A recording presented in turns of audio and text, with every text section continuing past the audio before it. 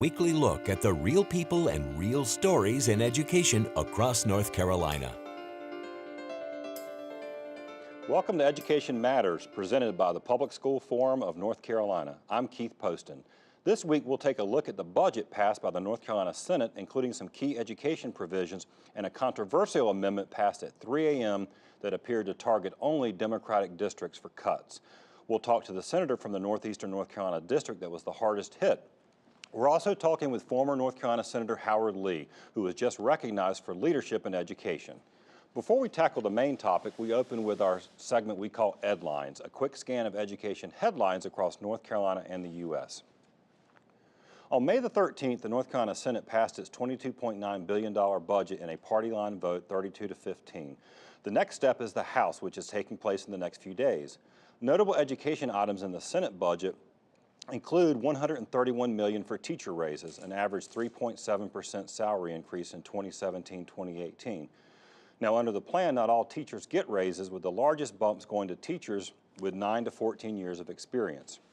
There are no increases for beginning teachers or for teachers with 25 or more years of experience.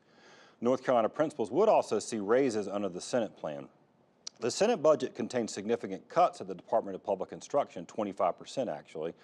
The much discussed class size reduction mandate that school leaders say will force layoffs of specialty teachers like art, music, and PE is not funded in the Senate proposal. The budget does include language that the Senate intends to fund these positions. Finally, the budget includes restoration of a modified North Carolina Teaching Fellows program, increases funding for early childhood education. The final vote on the budget included some late-night drama that we'll discuss with our first guest. One controversial provision in the Senate budget was the elimination of funding for the North Carolina Governor's School, a summer residential program for gifted North Carolina high school students.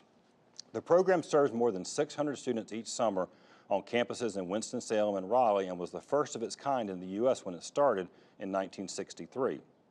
Governor's School funding was targeted by the General Assembly in 2011, but was restored after an outpouring of support from businesses, parents, and alumni of the program. This year, the Senate reversed course on elimination of the funding for this coming fiscal year less than 24 hours after unveiling the budget, but has zero funds for the school in 2018.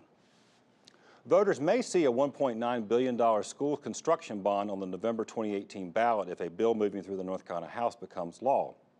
The state's public schools have just over $8 billion in capital needs for new school construction, as well as renovations and additions to existing school buildings. House Bill 866 would allocate the funds to each county based on the average student population and expected growth, as well as the size of the county and its ability to raise its own funds for construction.